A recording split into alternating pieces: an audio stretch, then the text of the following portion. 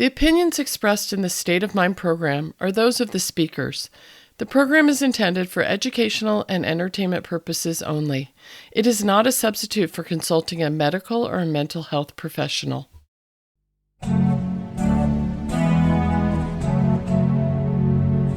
Welcome to State of Mind, Being Human and Living Well, broadcasting on KSQD Santa Cruz on 90.7 FM and live streaming at ksqd.org. I'm your host, Deborah Sloss, licensed marriage and family therapist, and my pronouns are she, her. Today, we'll be rebroadcasting an interview we conducted on the role forgiveness plays in mental health and wellness. Since this interview first aired over a year and a half ago, I've been thinking a lot about the process of forgiveness. While I was listening to a book called The Gift of Forgiveness, Inspiring Stories from Those Who Have Overcome the Unforgivable by Katherine Schwarzenegger, I was struck by how we too often think of forgiveness as an event between two people, something like, I forgive you, or ask you to forgive me. But in this book, and in the story we'll hear from our interview guests today, forgiveness is much more of an internal process that occurs slowly over time, is more often a singular and internal endeavor, even a ritual or spiritual practice, and frequently centers around forgiving ourselves. But why do we forgive? It seems it is only sometimes because of a need to repair or preserve a relationship, and more often because finding our way to forgiveness heals our minds, eases our souls, and allows us to enjoy better mental and physical health. And this self-forgiveness has been shown to actually improve our relationships with others. The last couple of years have been really hard on everyone as we've been living through the most devastating pandemic of our lifetimes. And this pandemic, along with recent elections, have revealed how pervasive the divide in American attitudes and values is today. As this divide over politics, race, gender, vaccinations, climate change, and a myriad of other issues widens, too many of us are experiencing conflict in our valued relationships with family, friends, and coworkers. So we're airing this show on forgiveness today with the hopes that it might help you think about what role forgiveness might play in your mental health. This interview was originally recorded very early in the coronavirus pandemic while everyone was still sheltering in place here in California. So the guests and I are all recording from remote locations, and at times the sound quality is compromised by poor internet connections. Still, we think the content of this interview is rich enough that we wanted to share it with you. Let me tell you more about these two extraordinary guests. Gita Ryle is a local Santa Cruz resident and Holocaust survivor. In this interview, she shares her journey to mental wellness and talks about the role that forgiveness has played along the way. After 7 years of living in hiding, World War II finally ended and Gita was reunited with her mother and sister. She was 14 years old when she arrived in the United States. For many years, Gita suffered from panic attacks, and by age 32, her mental and physical distress led her to see her doctor where she was diagnosed with ulcers. At her doctor's recommendation, she also began psychotherapy. Once in therapy, Gita says things got worse before they got better, as she came in contact with her inner fears and negativity towards herself.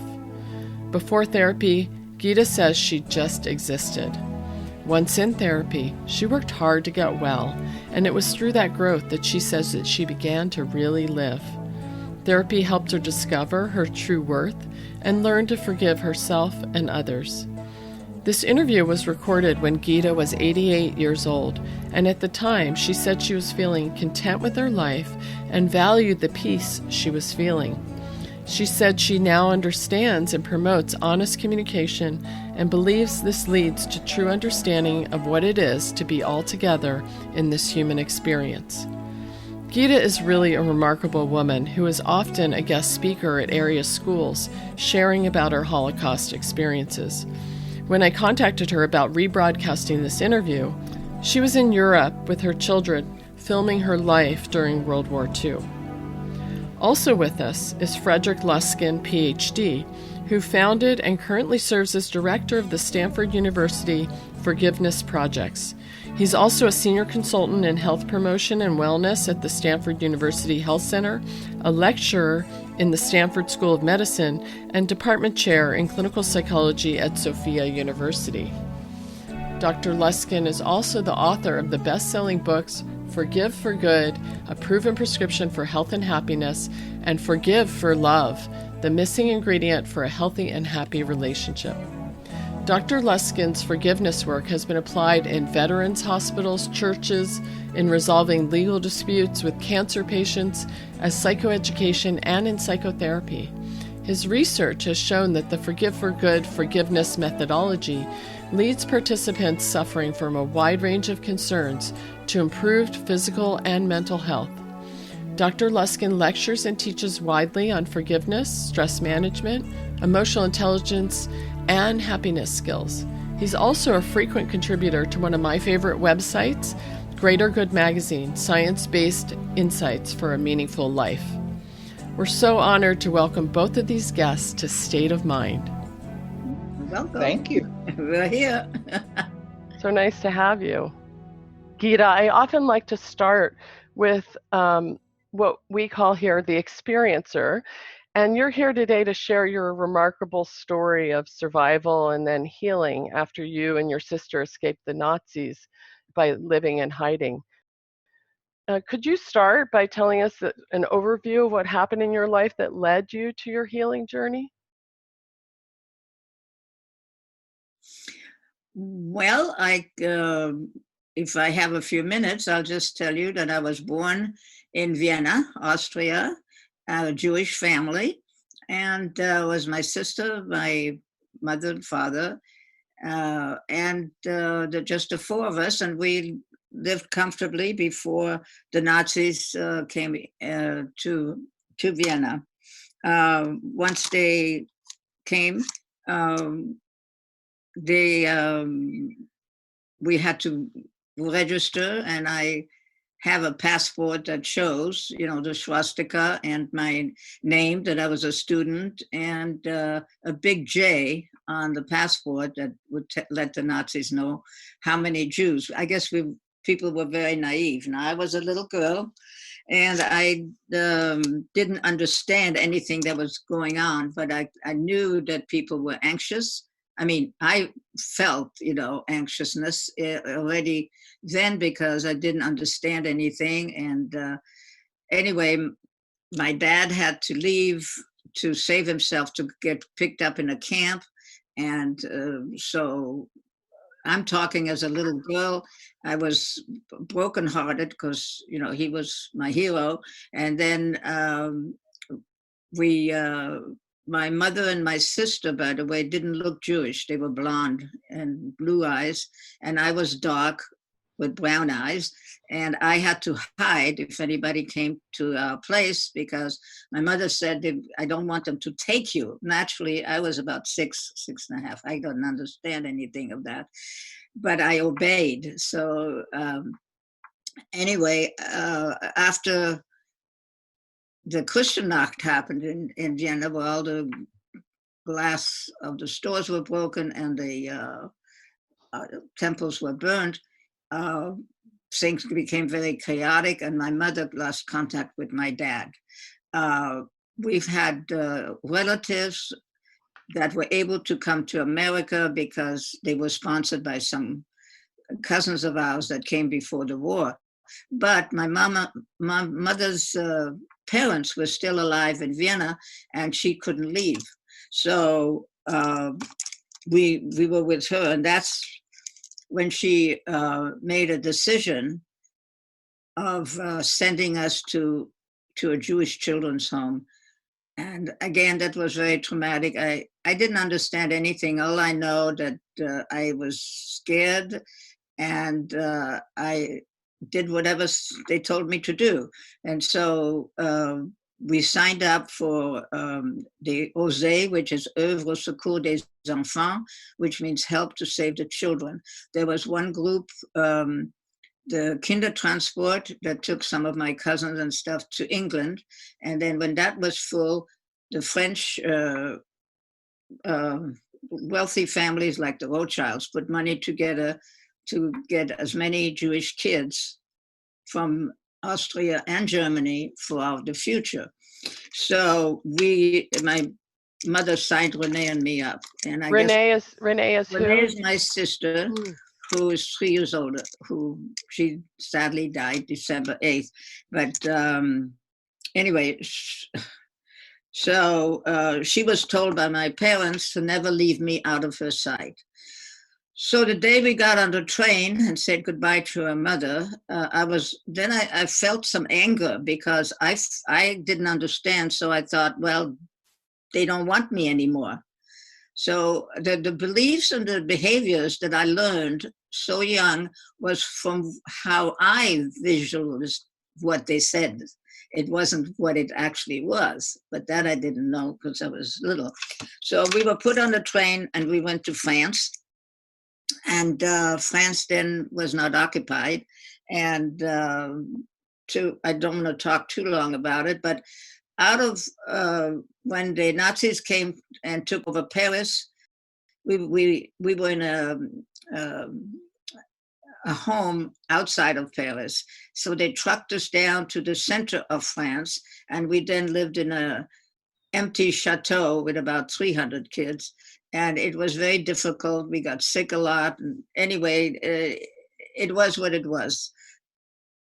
But again, I just followed what everybody told me. I didn't have an identity or anything. And so then we, the Germans caught us at the chateau. They took our older kids and some of our teachers, and the middle group and was my sister in there, and I was in a younger group. They took us to Marseille. In Marseille, we were supposed to go on a ship that was leaving. This was in 42. And the Nazis took over all of France. So we couldn't get on the ship because they would blow it up. So we had to hide again. And then the Osé told us that we couldn't stay together anymore. We had to split you up. There was no more Jewish organization. So some of us were put into a Catholic convent, and we were there till the Germans were starting to lose the war, but they were still looking to kill as many Jewish kids because they wanted to eradicate Judaism. So we, by the way, I liked when I was in the Catholic convent because that was the first place since we left our family that I had some continuity, and I was able to be part of. Anyway, but my sister she wasn't comfortable there. Anyway, I can just finish up by saying that I was very affected by the war as a child, and my sister had a different personality. And yeah, I just wanted to say that the last place we were put in after the convent, we were put in a French family. And that's the only time my sister and I were separated, and that was very traumatic too. But we're still in touch with the families that took us in then and saved us. Wow. And they were not Jewish. And I have this yin and the yang. There's good and bad every place. Then, we got reunited with my mother. And when we came to America, in November 11th of 1946.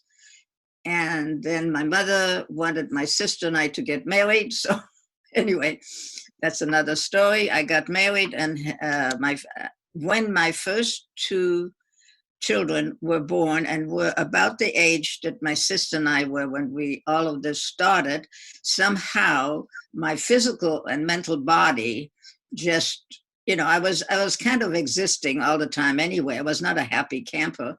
But at that time, all of a sudden, the stuff came up because I thought, could I have these two kids taken away from me? Or make him go to a safety place. So I got very bad ulcers and horrible, horrible anxiety attacks. And that's when I started therapy. And it was, I didn't know anything. I had never had therapy. And it was the beginning of my learning about myself. I remember the first thing I said to the therapist, I said, I should never have survived. I don't know why I'm here. I'm not a good mother. I'm not a good wife. I'm nothing. I just, I had no identity. Mm-hmm. So that's kind of when I started. And I was about 32 or something. And from then on, I did a lot of therapy to be where I am today. And I've learned a lot. So yeah, therapy definitely saved my life.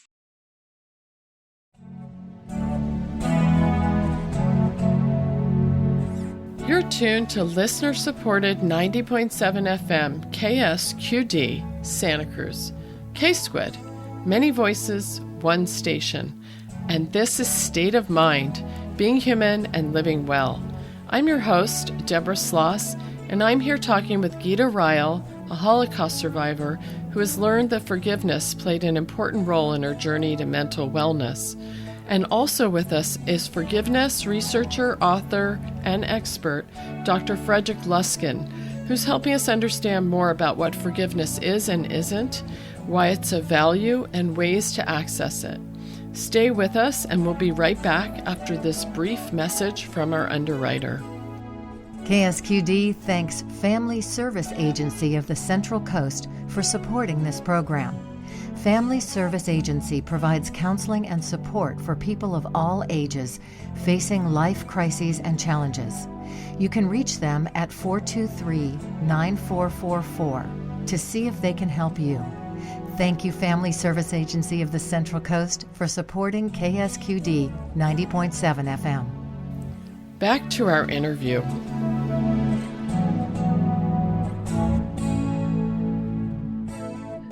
What a story, and what of survival, and also, it sounds like there was a whole nother story that began when you started going to therapy.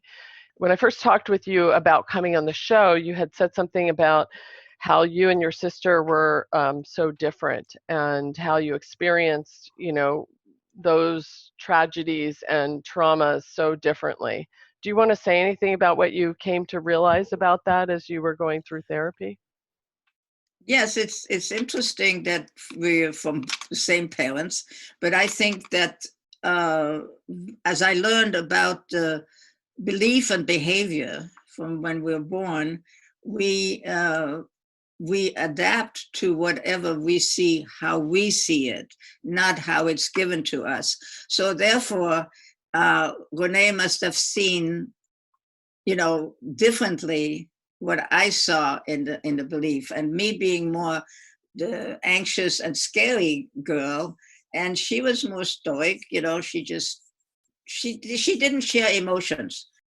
And she became a nurse, and she never wanted to do therapy. The only thing I can tell you is when I was doing therapy and I told her, I'm really finding out things that I never knew that was bothering me. And she says, oh, if I did therapy, her exact words, they'll put me in the nut house. And that's how she felt. Her husband was a doctor, she was a nurse, and then neither one of them, and they both could have used it, but I kept going, and I did my work because I physically and mentally needed to be well. And I loved my sister, and I accepted that, this is where she needed to be. But I continued work, and it wasn't easy. I had many downs and had to recoup again and use what I've learned. And each death, I had so many deaths in my family that I had to, I remember when my husband died, for 2 years, I was down again. But then, I don't know, sometimes, we're all kinds of survivors. And so why? I don't ask why anymore. Life just is. So I'm here I am. And my purpose of what I'm doing, telling my story and my therapy stuff, is to students or anybody, to them never to forget that there was a Holocaust and a war, and that I lived in it. So there's no denial, and I make them my ambassadors Yeah. to be my ambassadors, never to forget. So everybody that I've touched, at least, will feel that they will remember, so that when I die, it's not going away. Yeah. Yeah. Well, I want to just tell you that I feel so fortunate, really, to have you here telling your story. And, Mhm. there's not that many people left who can share their Yes. firsthand accounts. And so it is really important that you share your story. Thank you. Can you talk about what role forgiveness has played in your journey? Well, I felt that when I discovered that I was not responsible for all of the things that happened in the world, and to me and to my father and family. And I realized that it was all in my physical and mental body. And that's why I had these anxiety and stuff. So I learned that if I let go in me all the negativity and the sadness, the anger, the wanting to kill, uh, wanting not to live, all of those, if I could let them go and give them back to the perpetrators, but never forget. So my way, and this, like I say, it's maybe different, and maybe Fred can put some light to it. I feel that I need to be mentally and physically healthy, and any negativity in my body uh, deters from that. So I'm not in charge of, I can not forget what the past did, but, and that's why I can't forgive them, which, some people need to do that to feel better. I don't have to do that. I just have to remember to feel better in keeping all the negativity, judgment, uh, all of these things about other people and humanity out of me. And does that make any sense? Well, I don't know. that would be a good time maybe to turn to Fred and ask Yes, him, I would love to you know, hear what he has yeah, to say. yeah. So we're also fortunate to have Dr. Fred Luskin, who developed Forgive for Good methodology. So Fred, you write and speak and teach about forgiveness. What do you have to say about what forgiveness is, and how does that relate to what Gita might have been sharing just now? The first thing I'd want to say even before that is, I mean, there is such a need for people like her to continue to tell their story.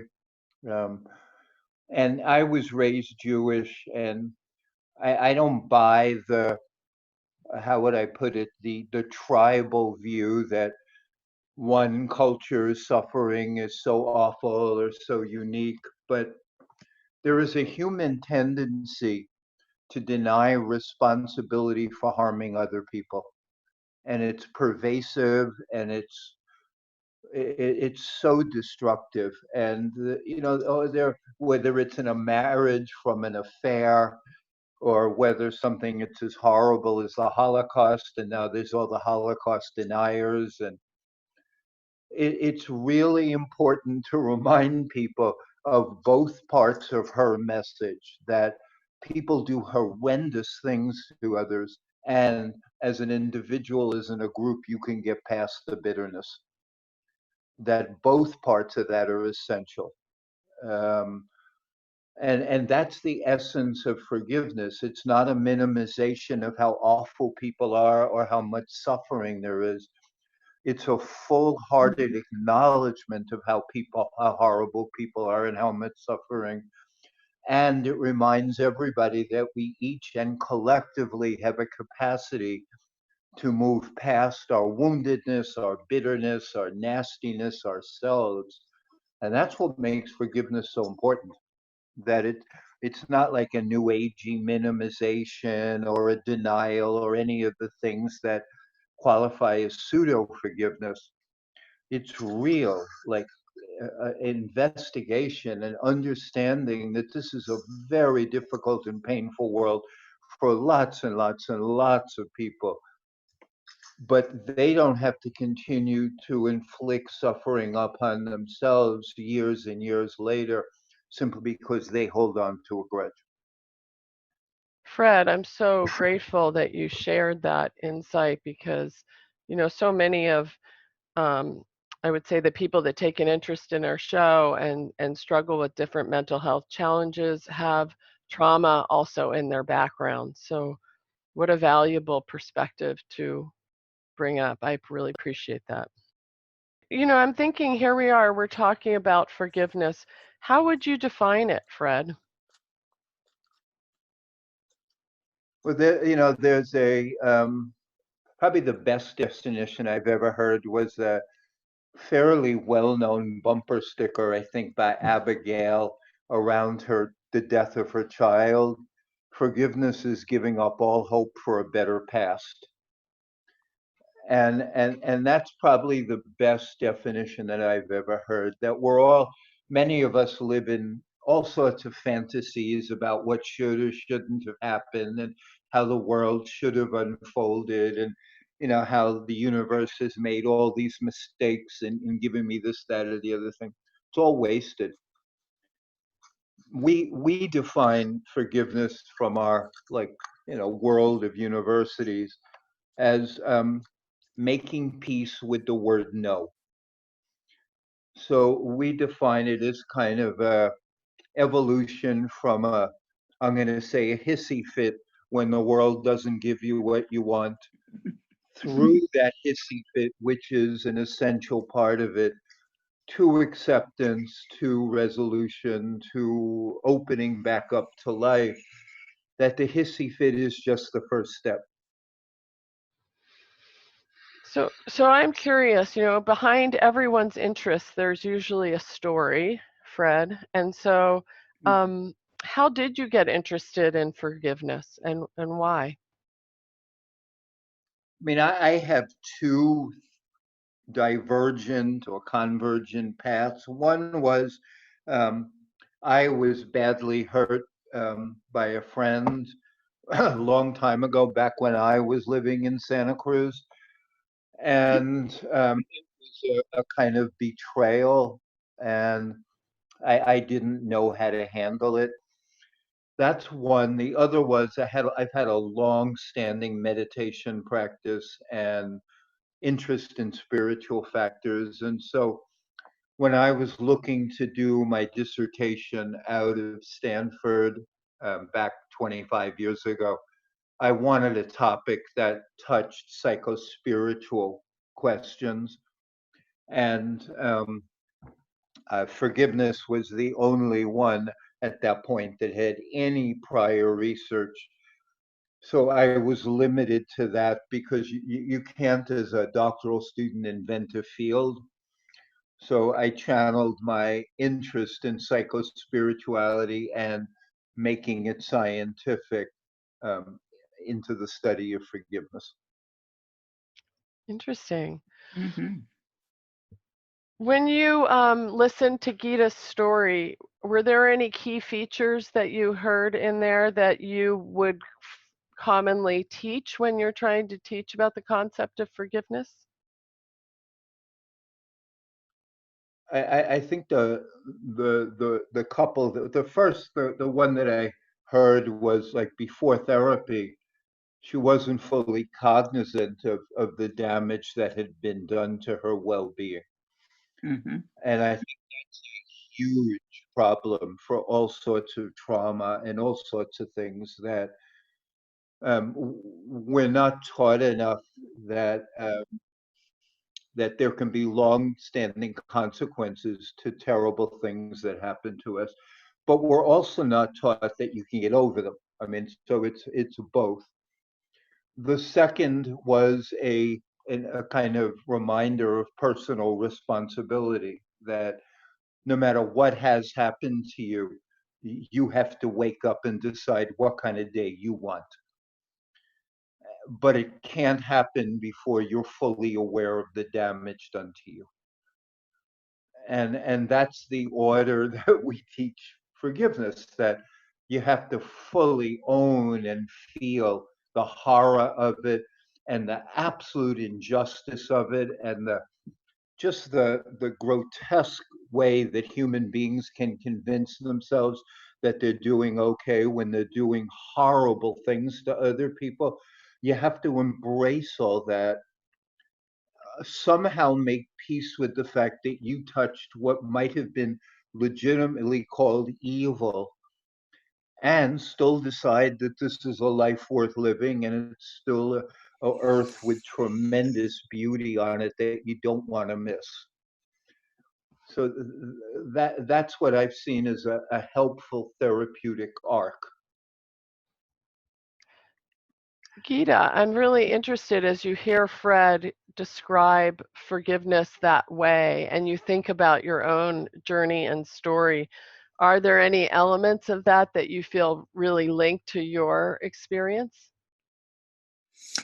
Well, I I came to mind with all the work I did.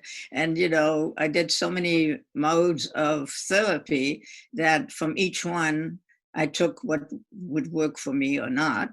And that's how I've evolved to get rid of the demons in my physical and mental. And I stick with that because it worked for me. And I try and continue every day. I mean, when this stuff came up that we couldn't get out of our houses, it brought up some stuff for me because and I was surprised. But, this stuff just never leaves you till I guess we die. But I felt all of a sudden like, oh, what's going on? I couldn't go out. I had to hide. I couldn't, so for a minute I had to do some work on that. And I was able to say, this is what's happening. And I work a lot in being in reality, in the now. And I love what he said about the meditation. I try and I work on meditation. I'm friendly with a wonderful Buddhist nun, and like he said, I'm Jewish, but I'm like I said, I'm Jewish, but I'm not a traditional Jew or religious Jew because I didn't get all that upbringing, and but I don't know how to say it, but I'm at peace. I'm at peace, and I try to promote peace and love and not hate. Really, it's the opposite of how I felt, as a child.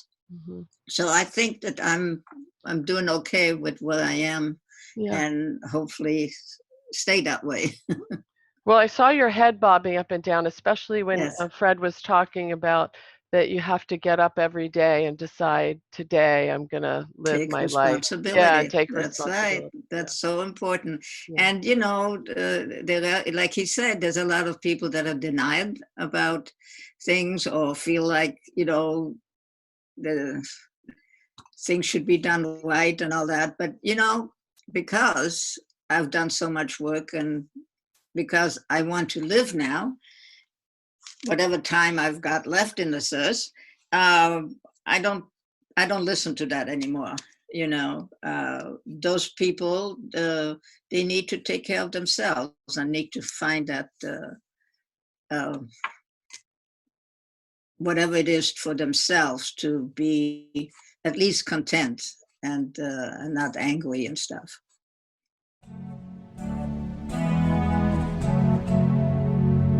You're tuned to listener-supported 90.7 FM KSQD, K-Squid, and this is State of Mind, Being Human and Living Well, We're also live streaming over the web at ksqd.org.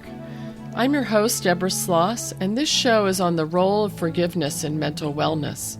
Today I'm here talking with Gita Ryle, a Holocaust survivor, who's sharing her story of how she learned that forgiveness played an important role in her journey to mental wellness. Also with us is forgiveness researcher, author, and expert, Dr. Frederick Luskin, who's helping us understand more about what forgiveness is and isn't, why it's of value, especially now as we navigate life in the pandemic and greater political divides than our country has ever seen. I want to remind listeners that all the resources we talk about in this show can be found at ksqd.org/state of mind. Back to our interview.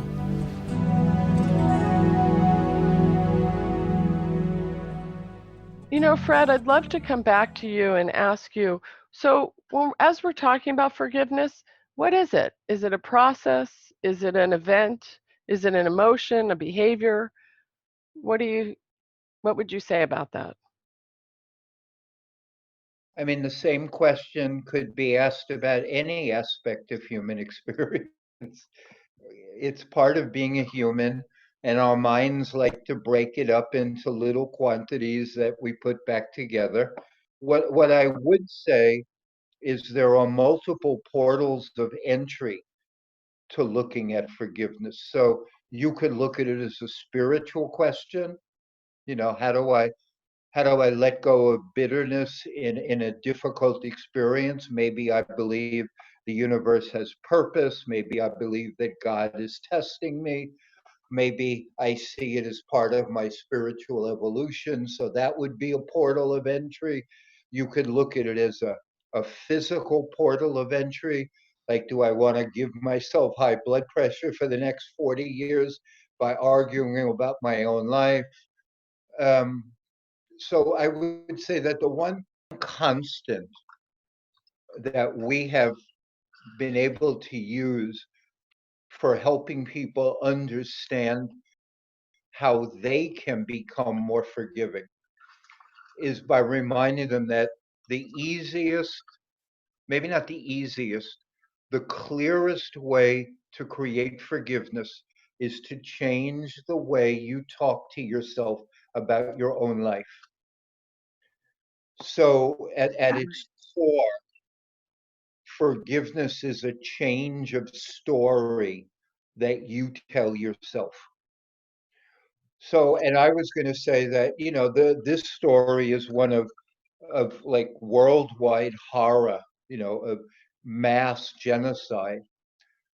But you meet people all the time who, or I do, who tell me, you know, I can't be nice to this world because I wasn't loved as a child. So they have created a story about their own childhood that limits their effectiveness as an adult. By the time you've told that story 100 times, it really doesn't even matter what the past was, because we make up most of our story anyway. So there's this central theme of human beings find ways of creating stories based on threat, which they tend to share with members of their own tribe, so the tribe can have a common enemy that needs protection from.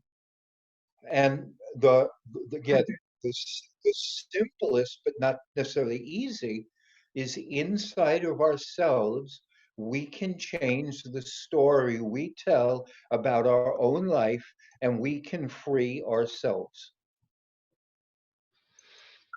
Fred, I'm so glad that you bring up the idea of many portals of entry, and that seems to be true for a lot of kind of change, and that some people might have more access through one portal over another. I saw again, Gita, I saw your head going up and down as he talked about the power of changing one's own story. And do you want to say anything about how that played out in your own healing journey? Well, that's exactly what I did is look at all of these things and all of the negativity that I held that was not, you know, giving me any good feelings. But also acceptance. I also use the acceptance of who I am, and having felt like I didn't belong in this world, and I wanted to die even as an adult, and I felt till I was able to recognize that I had a space here, and that I did that. The horrible people in this world wanted to kill me.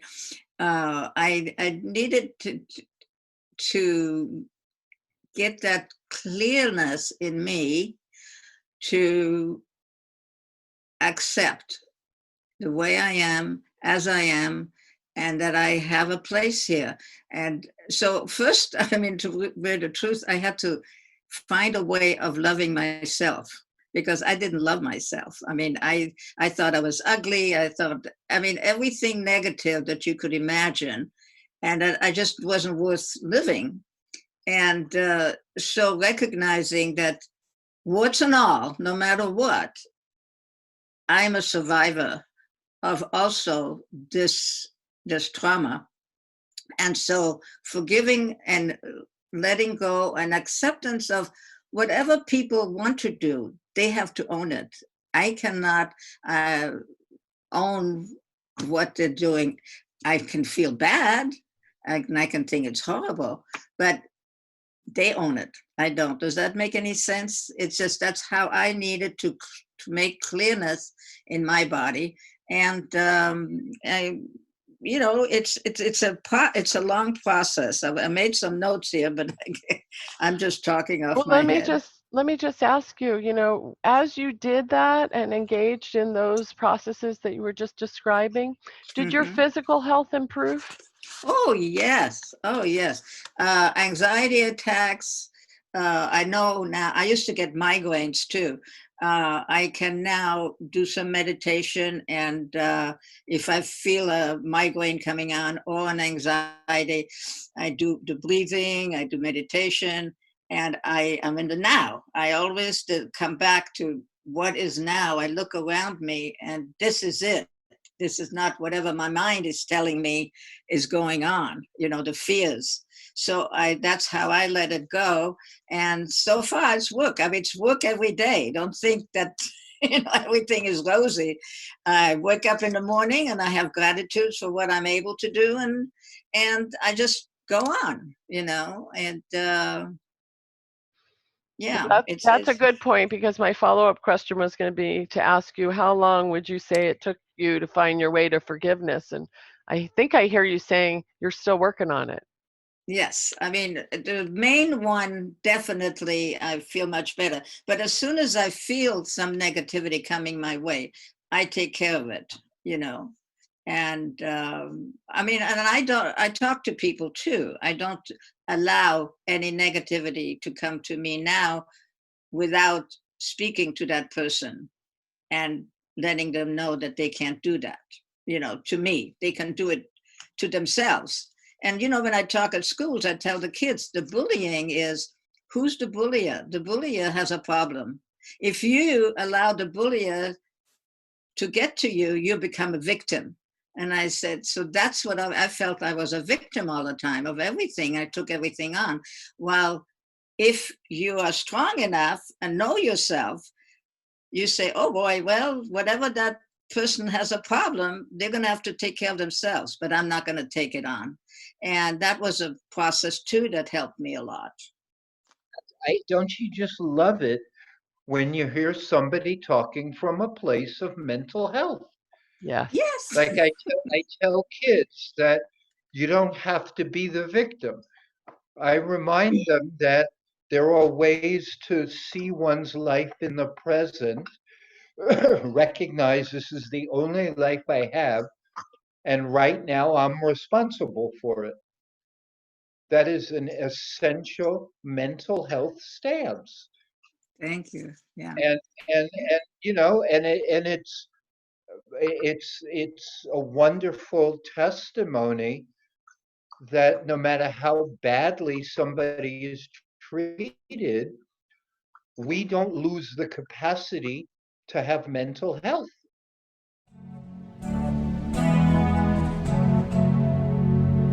You're tuned to listener-supported 90.7 FM KSQD, K-Squid, community radio for the Monterey Bay. And this is State of Mind, being human and living well. We're also live streaming over the web at ksqd.org. I'm your host, Deborah Sloss, and I'm here talking with Gita Ryle, a Holocaust survivor who has learned that forgiveness, including self-forgiveness, played an important role in her journey back to mental wellness.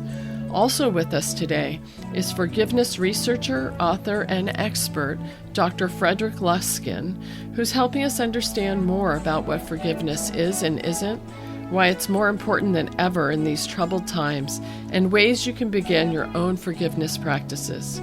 Stay with us to learn more, including information about local resources. We'll be right back after this brief message from our underwriter. KSQD thanks Conflict Resolution Center of Santa Cruz County for supporting State of Mind. The Conflict Resolution Center provides affordable conflict resolution training and mediation services for workplaces, families, divorces, and small claims court, as well as restorative justice programs. More information is available at crcsantacruz.org. That's crcsantacruz.org. Thank you, Conflict Resolution Center, for supporting community radio. K-Squid 90.7 FM. Now, back to our interview. Fred, I want to ask you if you could say what you see as the key elements of the forgiveness process. I'm going to give you two, not just one. The first one is a willingness to grieve one's losses and accept one's pain. That forgiveness becomes an issue when there's an unwillingness to grieve, so we push away our vulnerability and we push away our suffering. Or two, when we hold on to our suffering as if it's unique and we then impose it on the rest of the world. But forgiveness requires grieving and vulnerability and a willingness to acknowledge that I was incapable at that time of preventing a hurt, that I'm as a human being willing to feel the pain, and then as a human being I'm taking responsibility for my experience to move out of the pain. Both parts of that are the crucial pieces: a willingness to grieve and hold the wound, and then a willingness to let it go.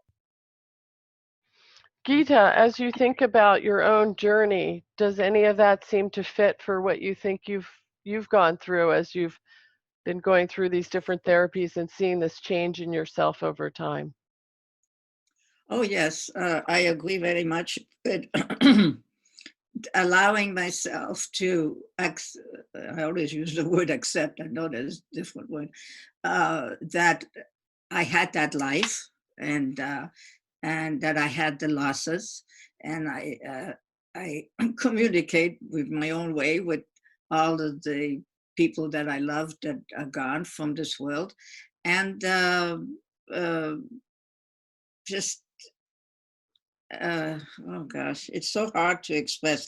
I wish I could talk like Fred, because he has it all so well said. But no, it's it is what it is. I do feel that I cannot solve the world problem, and acceptance of that has helped me. I can individually be of some help if people want to listen. But again, when I tell my story, I always say it's just a story. Everybody has one. But the idea is that I have found that you can live with that, but accept that you can change and put it aside and live the way I do. And I don't know, I wish I had a better way of saying. I'm so glad you're here telling your story too. So, as we get close to the end of our time, I'm just wondering if a listener could relate to some or all of what either of you have shared today, and they were thinking about how they might begin to embark on their own journey of forgiveness. What would you, Fred, suggest as a first step? And then what? Um, what we have found, the first step is for people who turn to forgiveness is they get tired of their suffering, and for a moment there's a glimpse that they can do something about it, that most of our suffering beyond legitimate grieving is victimhood. I'm not responsible. Bad things happen to me. They're the cause of my life's being bad now, not me. And that kind of creates a loop that makes people feel powerless. And then there's a moment where something interrupts that, and they go, wow, I could look at it a little differently, or maybe there's a hope for me to see it differently, or I'm as sick of the way I'm doing it as I am what happened. And they stick their head up for a moment and they sniff around, and it's still a beautiful world with the sun shining. And then they go back into their victim place, but they don't fully forget that the sun's shining and it's beautiful out. Something allows a moment of either, grandeur of life or a tiredness of their own maintaining of a deep-seated, I'm not responsible to make myself happy. Something shifts and, oh, wait, I can do more for me. Beautiful. So, Gita, I know that you also prepared some resources that you wanted to share with our listeners that might support them in their own mental health and wellness journey. Would you like to share any of those? Well, through my journey, I've done, I've worked, believe it or not, for suicide prevention, which was, again, something that I wanted to do and hear from people who had problems. I worked with, like I said, the juvenile hall. The other thing was hospice. When my husband died, I was able to go with a group and grieve and learn how to grieve, not just for him, but for all the people I lost. And the hardest one was always my father, because he died in Auschwitz and I will never know how he died. And I had to work very hard on letting that, making peace with that, which I finally was able to do.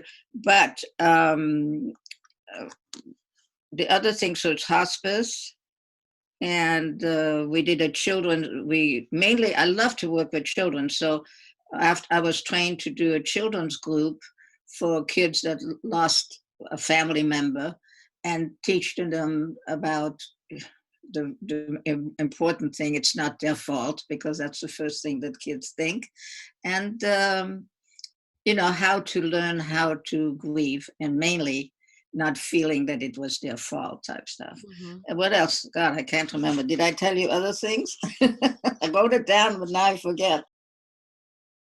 Well, we have the National Suicide Prevention Hotline, I believe, up there, and the Volunteer Center, if people want to step up and try to help in their own communities, and some resources for counseling, Family Service Agency, who provides sliding scale counseling. So we'll make sure all of those are listed on the resource list that's posted along with the podcast of the show on ksqd.org website. As we wrap up, I'm wondering if there's any closing thoughts either of you want to share with our listeners, maybe some main points or things that we didn't have time to get to today. Fred, would you like to start? Well, just if there's anybody out there who wanted to see more of the work we've done, I mean, the book Forgive for Good has sold hundreds of thousands of copies. If you look my name up on Google, there's probably, I don't know, 100 videos or, somewhere of me teaching forgiveness. But the place that where I would always leave this is the most important place to forgive is if you're holding a grudge to someone you care about. That's where you practice let it go. Like that's the most important use of forgiveness, is for the people you're intimately linked with, where it really matters to them if you're withholding. And if you're in a relationship which you want to maintain, that's where your biggest forgiveness efforts should go, because that's the place that your beneficence will have the most impact. Nice. Yeah. Gita, any last thoughts? Well, Anything? I kind of, the thought was to be true to myself and to others, to be true to yourself and open to communication, acceptance, and of non-judgment, of being here or self, and to, if you have a problem, to ask for help. And the experience of living instead of just existing has given me peace. Thank you. Thank you so much.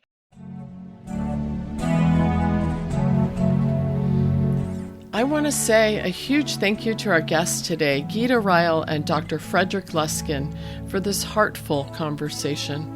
And thanks to you for joining us here on State of Mind, Being Human and Living Well. To hear more conversations about mental health and wellness, join us on the first Sunday of every month from 6 to 7 p.m. right here at KSQUD 90.7 FM. Special thanks to Jeannie Baldzikowski for audio production, to Jennifer Young for research and outreach, and to Izzy Weiss for social media support. And thanks to acoustic guitarist Adrian Legg for composing, performing, and donating the use of our theme music. You can find all the past episodes of this show on our ksqd.org website by typing State of Mind in the search bar, or subscribe and get them delivered directly to your listening device on either Apple Podcasts, Google Podcasts, Stitcher, or Spotify. Or listen through your home smart speaker just by saying, play State of Mind Podcast with Deborah Sloss on TuneIn. If you like this or any previous State of Mind episodes, please help us get the shows heard by more listeners by leaving us a rating or a review on any of the podcast services, or submit your comment at the bottom of the post for any episode on our program page at ksqd.org. In Your Voice are short segments where listeners get to add their voice to the discussion. You can either call in to leave a message or record an audio file right on your phone. Either way, tell us about a mental health experience you've had, something that's contributed to your mental health recovery, or share a resource that's helped you. Submission details can be found at ksqd.org/state of mind. We're now looking for In Your Voice contributions for 2 upcoming shows. The first is for a show on the choices we cannot make, what it's like to love someone and watch them make choices and decisions that appear not to be in their best interest. The second is for an upcoming show on soul food, practices and activities we do to feed our souls. If you have experience with either of these, we want to hear from you, and your voice may just be on one of our future shows. This is listener-supported community radio, KSQD Santa Cruz. Just remember, 90.7 FM, KSQUD, your ink spot on the dial. Stay with us.